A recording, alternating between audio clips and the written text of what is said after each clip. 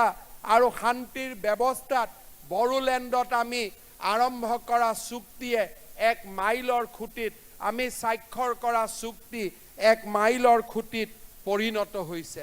তিৰংগ পতাকাৰ তলত থিয় হৈ আমি বড়ো চুক্তিত ঘোষণা কৰা বা বড়ো চুক্তিত স্বাক্ষৰিত কৰা আৰু এক প্ৰতিশ্ৰুতি আমি পালন কৰিব খুজিছোঁ।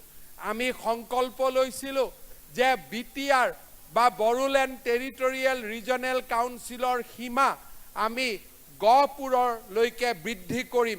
সমস্ত সীমা নহয়, নিৰ্দিষ্ট গাঁও য'ত বড়ো লোকসকল 100% বাস কৰে সেই গাঁওসমূহ আমি BTRৰ অন্তৰ্ভুক্ত কৰিম। সেই পদক্ষেপৰ অংশ হিচাপে ঢেকিয়াজুলি, চতিয়া, বিশ্বনাথ, বিহালী আৰু গহপুৰত 80%তকৈও বেছি বড়ো লোক বাস কৰা 43খন ৰাজহ গাঁও আৰু 17খন বনগাঁৱক আমি BTRৰ লগত সন্নিৱিষ্ট কৰাৰ সিদ্ধান্ত আমি আজিৰ এই পবিত্ৰ দিনতে আমি ঘোষণা কৰিছোঁ।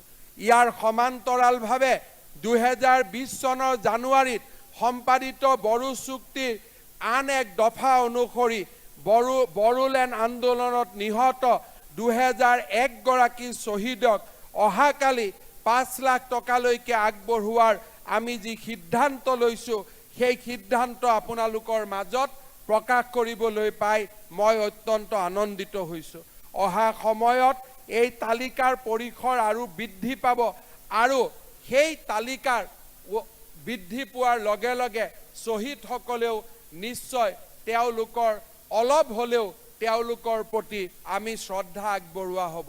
ইয়াৰ লগতে অহা 31 মাৰ্চৰ দিনটো বডোফা উপেন্দ্ৰনাথ বৰ্মৰ জন্ম দিৱসৰ দিনটোক আমি ছাত্ৰ দিৱস হিচাপে পালন কৰাৰ সিদ্ধান্ত ঘোষণা কৰিছোঁ।